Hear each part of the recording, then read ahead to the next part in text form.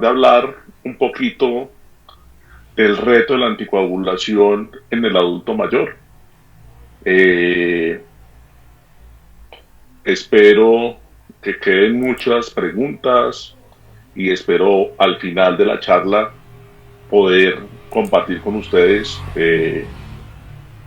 la presentación, los conocimientos y lo que es el día completo de nosotros, el aprender, el desaprender y el reaprender, y yo creo que eso es lo más importante que debe quedar de esta charla.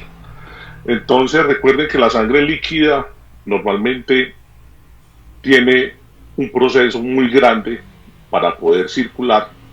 Este proceso es la hemostasia, igual que cuando se necesita que esa sangre pase a un estado sólido, y es cuando se forma el trombo. Y hay circunstancias donde esos trombos generalmente están asociados a riesgos clínicos y a patologías, que es lo que vamos a hablar un poquito. No hay ningún tipo de interés en esta charla, vamos a hablar de muchos medicamentos, pero simplemente el interés de esta charla es tratar de mostrar un poco de evidencia, y la evidencia y la mejor evidencia disponible. No hay ningún conflicto de intereses. ¿Qué vamos a tratar de hablar estos 30 minutos, 40 minutos? Vamos a hablar un poquito sobre el problema de la anticoagulación, sobre el problema de anticoagular un anciano. ¿Qué sucede con el sistema homeostático en el envejecimiento? ¿Cuáles son sus cambios fisiológicos? Vamos a hablar un poquito de riesgo isquémico y riesgo hemorrágico, que está muy actual, que está muy presente, y vamos a ver por qué es tan importante determinar estos riesgos isquémicos y estos riesgos hemorrágicos. ¿Cuáles son las implicaciones del tratamiento? ¿Cuáles son los medicamentos y cómo debemos usarlos de acuerdo a cada una de estas patologías? Y finalmente hablar sobre conclusiones. Es un tema que tenemos que tratar Mauro, de poner. Señor, ¿estás pasando diapositivas o no? no, no, Ah, bueno. ninguna. Estoy en una que dice cuidado frágil. No, no ha avanzado. No ha avanzado desde la primera. Bueno, y ahí,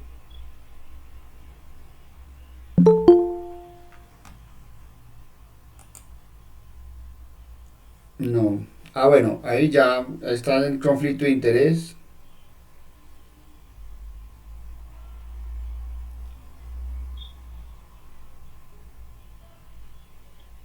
que no sé por qué no me deja la Ah, otra pantalla y me queda ahí ya está la donde, agenda. la otra donde está el MIR, ¿cierto?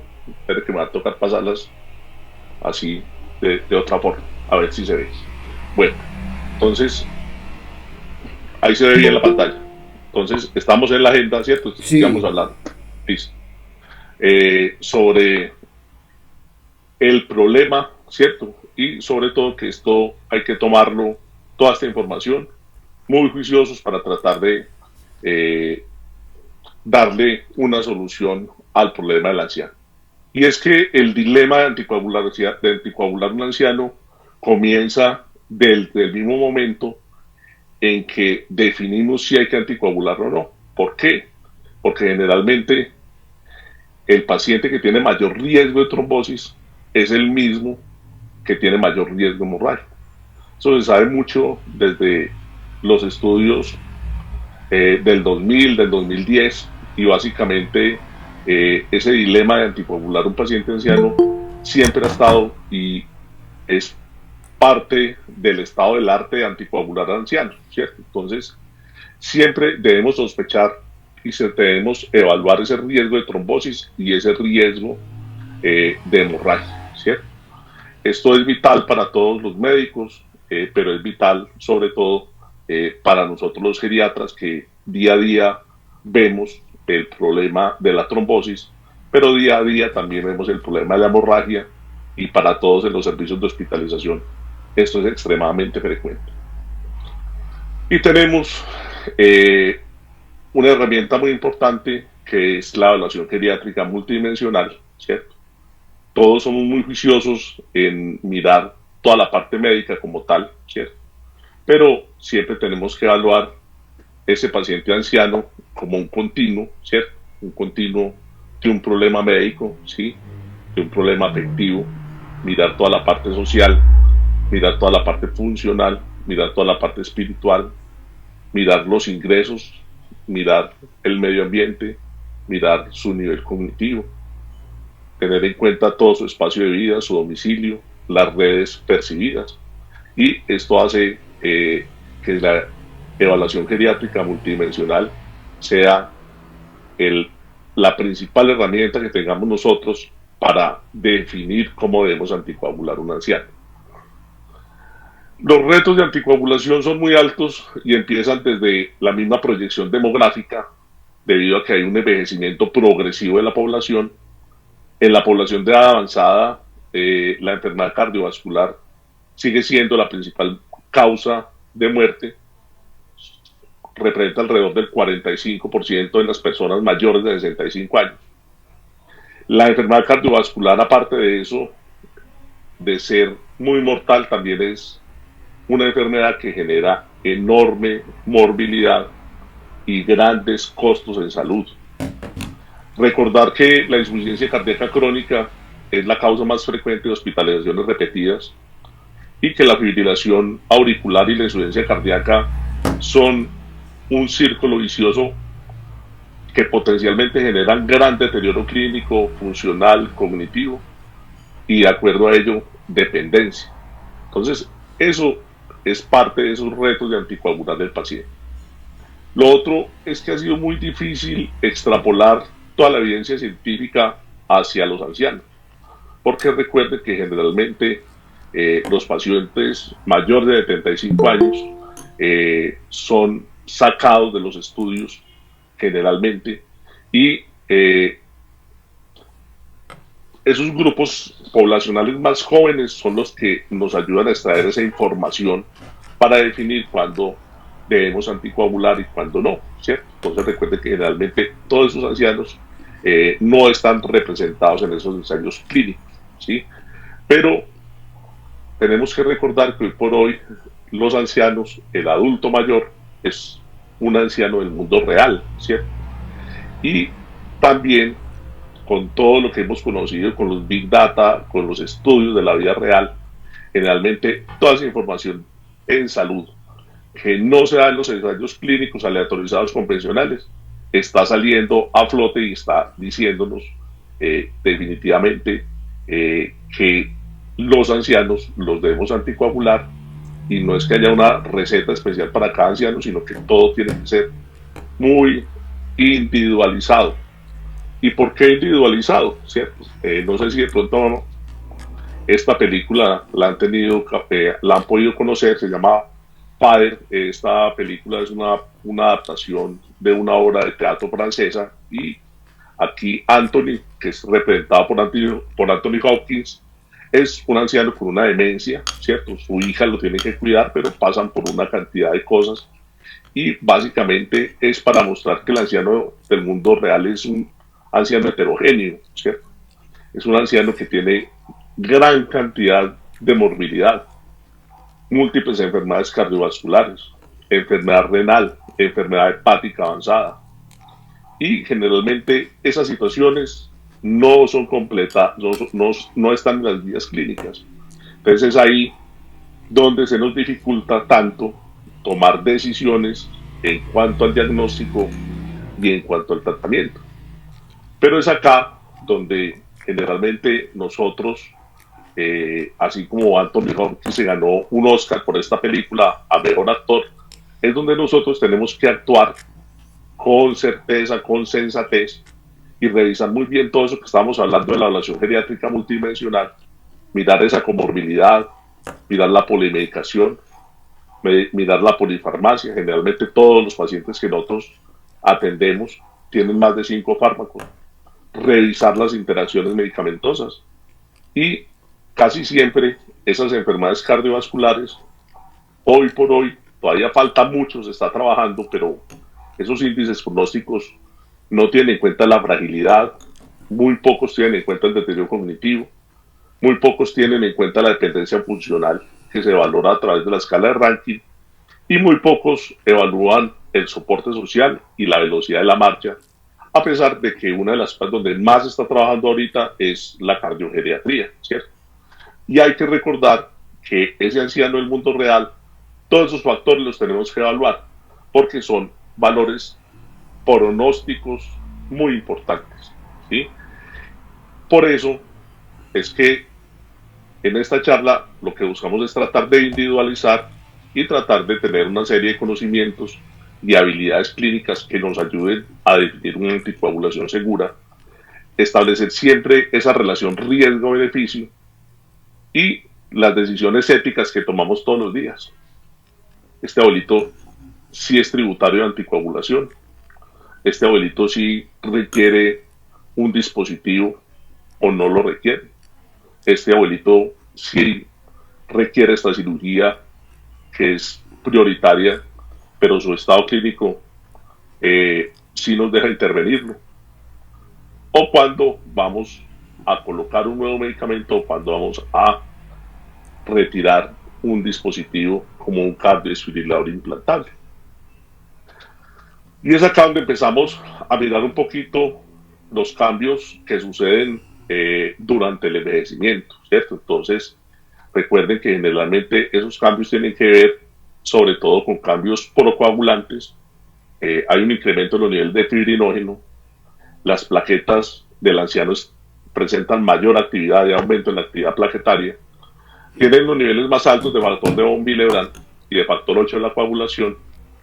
Generalmente hay bajos niveles de factores dependientes de vitamina K, hay deficiencia de vitamina K, disminución del número de plaquetas, y esos cambios favorecen la anticoagulación. Pero también hay cambios que afectan la farmacocinética y la distribución de los medicamentos, como la disminución de la masa magra, la disminución del agua corporal total o el aumento de porcentaje de grasa magra. Y generalmente esos cambios asociados al envejecimiento, el principal de todos es que el anciano tiene mayor tendencia a fibrinoformación y tiene un sistema fibrinolítico disminuido. O sea, toda esa hemostasia está alterada. Hay ancianos que tienen menor movilidad, tienen tendencia a un mayor éstasis sanguíneo, hay descenso de la luz capilar por la rigidez arterial, hay mucha alteración en la función endotelial porque la respuesta a las sustancias vasoconstrictoras o vasodilatadoras no son adecuadas, y hay alteraciones en la enzima óxido nítrico sintetasa que son dependientes de la edad. Y generalmente también todo eso se traduce en que la regeneración y la apoptosis del endotelio está alterada, ¿sí? Esos cambios son muy conocidos, son muy estudiados y sobre ellos es que tratamos de intervenir. También se presentan cambios en la homeostasis por el envejecimiento, mayor adhesividad plaquetaria por el ADP. Hay aumento de factores de la coagulación como el factor 7, el factor 8 y el factor de von Willebrand. Hay disminución de la capacidad de la antitrombina, hay descenso de los activadores de predominógeno y siempre hay una tendencia a la hipercoagulabilidad, sobre todo, y esto es muy importante, en las mujeres posmenopáusicas. Recuerden que las mujeres posmenopáusicas generalmente el riesgo cardiovascular se iguala al de los hombres y posteriormente, después de unos años de menopausia, el riesgo es mucho mayor que el de los hombres, ¿cierto? Entonces, todos esos cambios del envejecimiento asociados a esta evaluación geriátrica multidimensional nos tienen que ayudar a tratar de tomar decisiones sobre ese anciano del mundo real, y es que generalmente esos pacientes que tienen comorbilidad severa, que tienen expectativa de vida limitada, que tienen un riesgo moderado o alto de sangrado, o aquellos muy ancianos, sobre todo mayores de 85 años, no han sido incluidos en los estudios fase 3 de los anticoagulantes directos, ¿cierto? Lo mismo que los pacientes con fragilidad, deterioro cognitivo, dependencia funcional. Como les decía ahorita, esto impacta generalmente en la calidad de vida y también impacta en la formulación de los anticoagulantes, pero estos pacientes no se han considerado en los estudios grandes, pero últimamente en los estudios de la vida real sí ha salido a flote la evidencia que puede apoyar el uso en estos pacientes. Y es donde volvemos a esta diapositiva del comienzo para tratar de evaluar ese riesgo isquémico y ese riesgo hemorrágico, ¿cierto? Y generalmente hay circunstancias clínicas que siempre nos van a aumentar ese riesgo hemorrágico.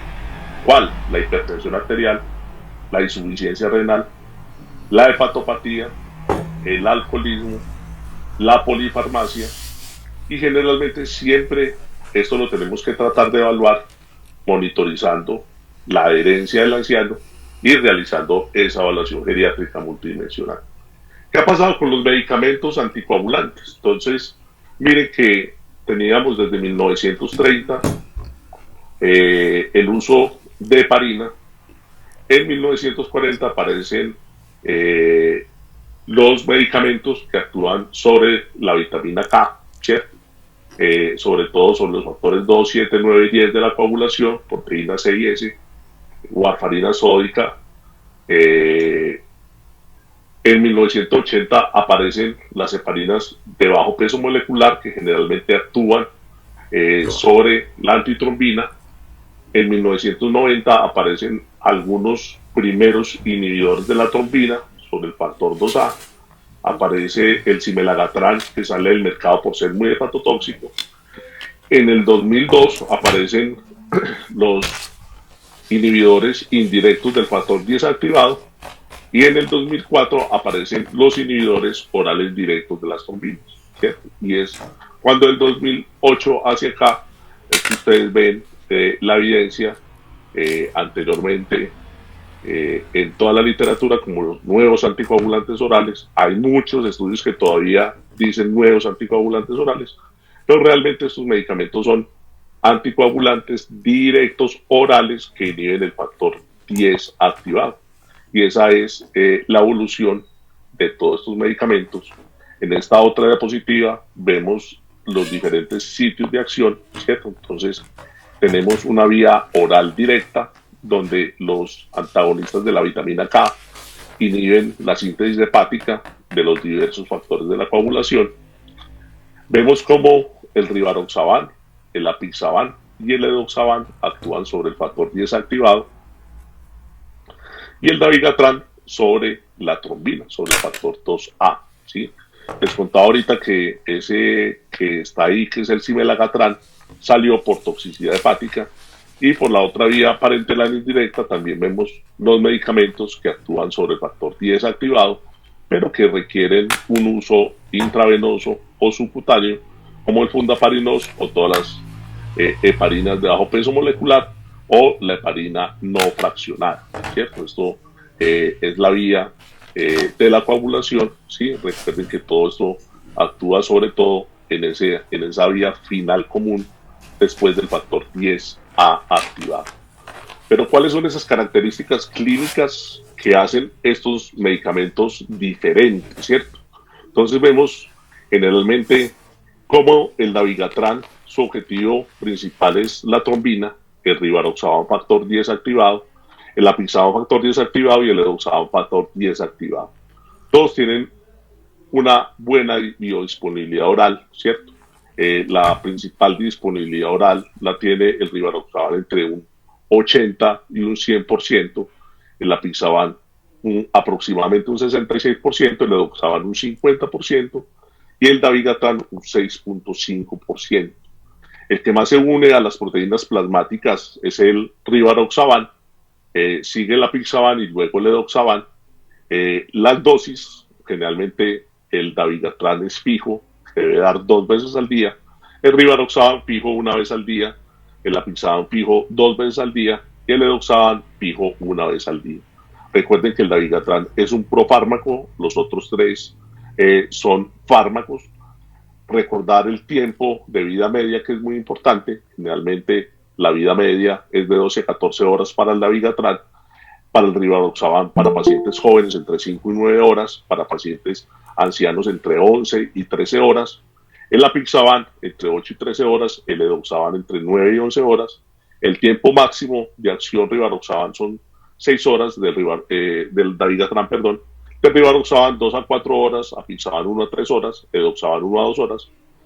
Y el problema o la cosa que le han colocado a estos nuevos anticoagulantes o anticoagulantes directos es que no existe una forma de hacer un monitoreo rutinario de la coagulación. De ahí que a esos pacientes generalmente no les debemos pedir TP ni INR para controlarlos, ¿cierto? Porque generalmente cuando se han hecho, sobre todo rivaroxaban, apixaban y edoxaban, se ha hecho con factor 10 activado, que no está disponible en los laboratorios para los medicamentos. Depuración renal.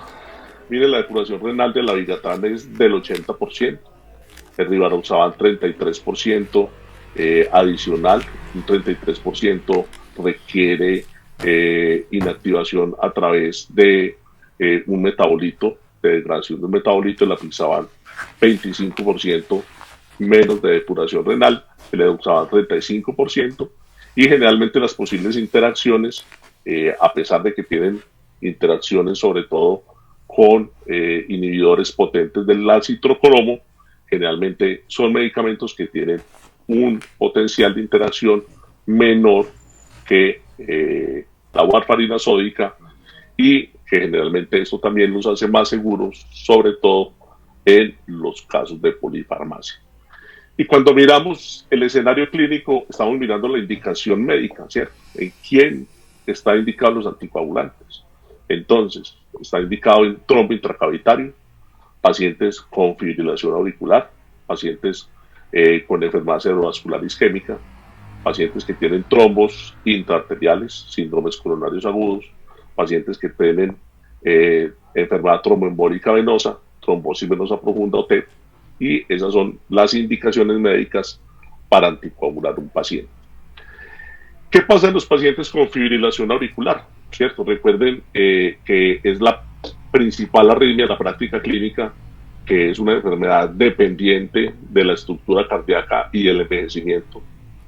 Está un 10% infradiagnosticada. En pacientes mayores de 80 años, la prevalencia de la fibrilación auricular es del 17.7%. Es la indicación más frecuente de anticoagulación crónica. ¿Qué buscamos con anticoagular a un paciente con FA? Reducir la incidencia de eventos cardioembólicos y la recurrencia de tromboembolismo.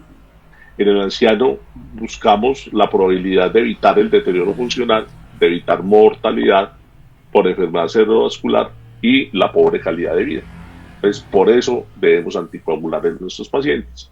Y cuando hablamos de ancianos, básicamente, cuando hablamos de ancianos mayores de 85 años, de 75 años, perdón, estamos diciendo ya que prácticamente si tiene una defibrilación auricular hay que anticoagularlo, porque un anciano, por solo tener una edad de 75 años, ya tiene una escala de riesgo isquémico, una escala Charles-Bach de 2 puntos. Entonces ya lo hace que sea tributario a la anticoagulación. Siempre en ese anciano debemos determinar el riesgo trombótico, ¿cierto? Y ahí está la escala Charles-Bach, ¿cierto? Generalmente la guía del 2020 nos dice que tenemos que evaluar muy bien la escala en los pacientes, evaluar muy bien el riesgo trombótico. Y ojo que otra vez esta escala en el 2020 vuelve e incluye la miocardiopatía hipertrófica como un determinante de riesgo trombótico. ¿En dónde? Sobre todo en el paciente en la primera, en la C, ¿cierto? Sobre todo ahí esa miocardiopatía hipertrófica está incluida, que no estaba incluida antes. Recordad que la escala tiene un puntaje máximo de 9 puntos y que por encima de 2 puntos ya tiene un riesgo isquémico, por lo cual se debe anticoagular. Y les decía al comienzo también que cuando evalúo el riesgo isquémico también tengo que evaluar el riesgo hemorrágico. Y el riesgo hemorrágico es para evaluar el Hasbled. Y ustedes ven que en el Hasbled también, que tiene un puntaje de 9, generalmente están casi las patologías que están en el Charles-Bach, pero el Hasbled básicamente es para tratar de identificar y corregir los factores modificables, pero no es para decir que no voy a anticoagular a un anciano porque tiene un Hasbled alto, ¿sí? Generalmente esa evaluación no es una evaluación que sea estática, la evaluación de estas escalas debe ser dinámica y debe siempre evolucionar y debe estar siempre de la mano para tratar de evaluar los pacientes que tienen un factor de riesgo para ictus y para sangrado, ¿cierto? ¿Cómo vamos a dosificar a estos pacientes con anticoagulantes directos en fibrilación auricular, ¿cierto? Tener en cuenta siempre la tasa de filtración glomerular, ¿cierto? La tasa de filtración glomerular es muy importante en pacientes que vayan a usar rivaroxaban, dabigatran, apixaban o edoxaban, ¿cierto? Generalmente, cuando tenemos una tasa de filtración glomerular por encima de 50 de rivaroxaban, usamos 20 miligramos al día. Si la filtración glomerular está entre 30 y 50, usamos 15 miligramos al día. De 15 a 29, 15 miligramos al día. Menor de 15 mililitros por minuto o en diálisis. Ojo que todavía no hay estudios que avalen los anticoagulantes directos. El estudio que hay con apixaban es un estudio muy pequeño. En este momento hay muchos ensayos clínicos con las moléculas en pacientes en diálisis, sobre todo con apixaban. Entonces, la indicación es una indicación todavía que es una indicación off-label para anticoagular a estos pacientes menos de 15 mililitros por minuto o en diálisis con apixaban. Dabigatran, 150 miligramos cada 12 horas, pero se debe tener en cuenta que si el paciente tiene más de 80 años o usa verapamilo, le tengo que disminuir la dosis a 110 miligramos cada 12 horas por interacciones medicamentosas y por debajo de 29 mililitros, por debajo de 30 está contraindicado, ¿cierto? El apixaban, 5 miligramos cada 12 horas y debo ajustar la dosis con dos de los siguientes parámetros si el paciente tiene una edad mayor de 80 años, un peso menor de 60 kilos y una creatinina sérica mayor de 1.5. Si tiene dos de estos tres, la dosis es de 2.5 miligramos cada 12 horas. También hay una indicación de las guías europeas de usar el apixaban 2.5 miligramos cada 12 horas si la depuración es menor de 30. Edoxaban, que todavía ya llegó a Colombia, pero todavía no tenemos mucha práctica con el uso de edoxaban. Finalmente la dosis es de 60 miligramos al día si la tasa de depuración de creatina está por encima de 30 mililitros por minuto y si está de 15 a 29 la dosis es de 30 miligramos al día, ¿sí? Recuerden que estos anticoagulantes orales directos generalmente no son inferiores al uso de warfarina para lograr una anticoagulación segura, ¿sí? Y generalmente también tenemos que evaluar la preferencia de anticoagulantes orales según el anciano. Entonces, warfarina, ¿a quién le debo dar warfarina todavía? A todos los pacientes que tienen válvulas mecánicas. Los nuevos anticoagulantes ahorita tienen estudios también en válvulas mecánicas, no les ha ido bien hasta el momento. Hay muchos estudios también que están en este momento en trámite para tratar de evaluar la indicación en válvulas mecánicas, pero hoy por hoy sigue siendo una de las dos únicas indicaciones de uso de warfarina, válvulas mecánicas o la estenosis mitral moderada o severa, en ecocardiograma grado 3 o grado 4, ¿cierto? Pacientes con deterioro renal severo, tasa de filtración glomerular menor de 30 mililitros por minuto. Y es ahí donde aparece también otra controversia por el efecto de la warfarina en los pacientes con enfermedad renal crónica avanzada sobre los vasos, sobre la calcifilaxis que producen los vasos.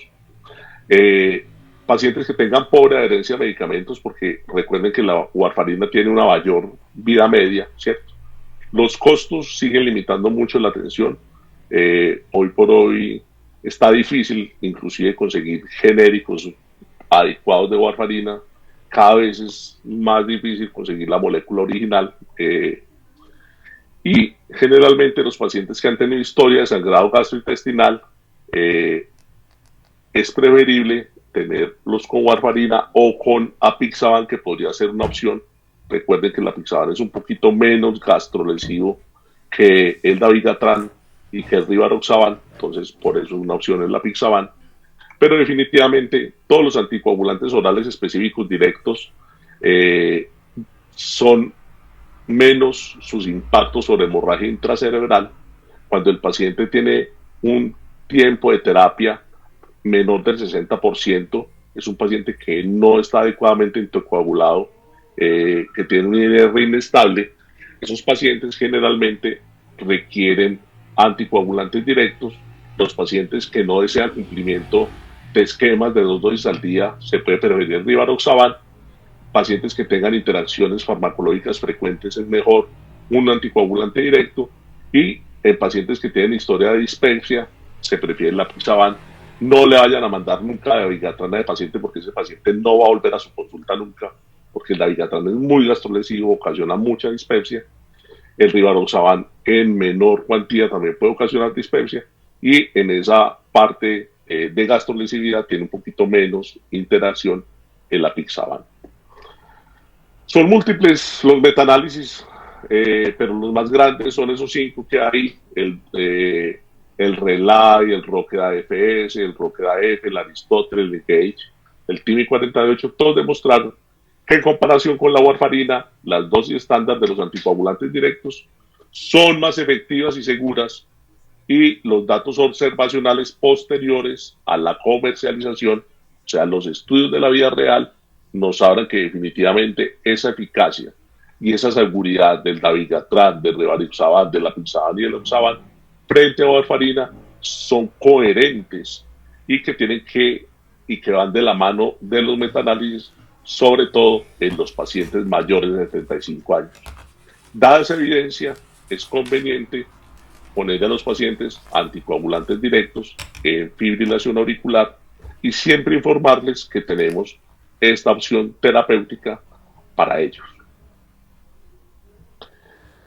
Fibrilación auricular y cardiopatía isquémica. Este es uno de los líos más grandes que tenemos hoy por hoy. ¿Qué vamos a hacer con ese paciente que requiere doble antiagregación, ASA, clopidogrel y un anticoagulante oral? Cuando el escenario es el paciente que tiene fibrilación auricular y presenta un evento coronario agudo, le tengan que colocar un stent intracoronario, generalmente ese paciente que requiere anticoagulación también por TEV o por una prótesis valvular mecánica, el riesgo de sangrado es muy alto cuando tiene la triple terapia. Entonces, aquí el tema siempre es el sangrado, ¿cierto? De rutina, si podemos, siempre tenemos que tratar de evitar esa triple terapia, que es una triple terapia antitrombótica, y si se requiere, siempre usarlo en periodos cortos, ojalá menores de 30 días, ¿sí? Recordar que en estos pacientes siempre se debe preferir el clopidogrel en esa doble terapia, ¿sí? Porque sobre todo el diseño de los nuevos stent también ha llegado a que se disminuya el requerimiento de esa triple terapia. Y en ese anciano del mundo real debemos tratar de simplificar ese escenario, ¿cierto? Entonces, generalmente, ¿qué preferimos? Los anticoagulantes orales versus la warfarina, ¿sí? Si hay necesidad de antiagregación. Terapia estándar, una semana de triple terapia, ASA, clopidogrel, rivaroxaban o apixaban, y doble hasta un año. Luego del año, solo el anticoagulante oral.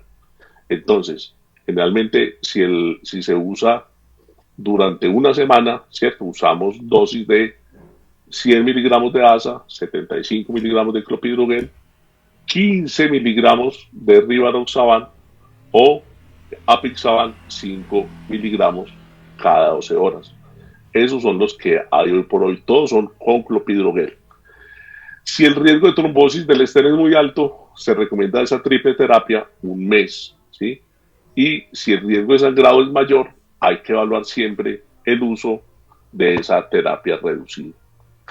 El otro escenario clínico es la enfermedad tromboembólica venosa, y aquí tenemos el doctor Birchow, ¿cierto? Y generalmente esas trombos o esos coágulos se pueden producir en venas, en arterias o en cavidades cardíacas. Generalmente recordar que cuando hablamos de tromboembolia venosa, siempre hablamos de trombosis venosa profunda o de embolia pulmonar. Recordar que enfermedad tromboembólica venosa no es igual a tromboflebitis, ¿cierto? Porque esas son las dudas que vemos en los servicios de hospitalización. La tromboflebitis es la inflamación de una vena debido a un coágulo de sangre. Muchas de estas tromboflebitis son superficiales y no requieren anticoagulación, y generalmente esa tromboflebitis superficial se refiere a trombosis e inflamación que se puede producir en cualquier vena superficial, que es otra de las dudas que tenemos a veces. Y generalmente en esta enfermedad tromboembólica venosa tenemos que poner mucho cuidado, porque en esta enfermedad sí requerimos dosis de carga, ¿cierto? Entonces, Rivaroxaban 15 miligramos cada 12 horas por 21 días, ¿sí? Luego 20 miligramos al día si la tasa de filtración glomerular está por encima de 50 mililitros por minuto. Si está entre 30, si está entre 15 y 30, generalmente volvemos y colocamos el mismo bolo, ¿cierto? Y generalmente el paciente queda con 15 miligramos al día. Dabigatran, 150 miligramos cada 12 horas. Recordar otra vez lo de la edad y el uso de verapamilo. Recordar que en tasas de 15 a 29 está contraindicado. Apixaban, 10 miligramos cada 12 horas por una semana, ¿sí? Y luego 5 miligramos cada 12 horas, y tener precaución en los pacientes que tienen tasas de filtración glomerular entre 15 y 29. Edoxaban 60 miligramos al día o 30 miligramos al día si la tasa de filtración está entre 15 y 30. Hoy por hoy también son muchos los estudios con estos anticoagulantes directos en cáncer, y siempre tenemos que tener en cuenta vigilar el riesgo de sangrado, siempre intentar adelantarnos al diagnóstico de un potencial sangrado si nos estamos enfrentando de pronto a un sangrado oculto, a una caída de la hemoglobina, a vigilar las posibles interacciones farmacológicas. Y en las situaciones clínicas, generalmente no se recomienda tratamiento con antagonistas de vitamina K. Actualmente, recuerden que siempre usamos heparinas de bajo peso molecular, dalteparina o enoxaparina, pero cada vez la evidencia va más hacia los anticoagulantes directos. Cada vez hay usos, sobre todo para terapia extendida en pacientes que tienen cáncer pulmonar, cáncer cerebral, cáncer de páncreas, donde se ha visto que esos pacientes se benefician de los anticoagulantes directos. Recordar que este anciano del mundo real se beneficia de una terapia oral, probablemente de una dosis diaria, de un medicamento que tenga una buena rapidez de acción. Problemas con la monitorización, ya se los dije que generalmente la monitorización es muy limitada. Las interacciones son menores, ¿cierto? Los antídotos, hoy por hoy, hay antídotos específicos, sobre todo para el dabigatran. El andexanet alfa es una opción para manejo de apixaban y rivaroxaban. Recordar que con la regulación de precio, los anticoagulantes orales hoy son un poco más asequibles, ¿cierto? Y recordar que esa pregunta que teníamos antes sobre los efectos predecibles y reversibles, cada vez que nos familiarizamos más con el uso, nos damos cuenta que son seguros y que los podemos usar fácilmente. Entonces, como conclusiones, individualizar siempre que vaya a anticoagular un paciente, esa decisión debe ser compartida con el paciente, se le debe explicar por qué lo vamos a anticoagular, debemos darle la opción de darle el mejor anticoagulante para ese perfil heterogéneo del anciano. Siempre revisar que es una terapia costo efectiva, ¿sí? Siempre recordar que esos pacientes mayores de 80 años es compleja la decisión de anticoagulación.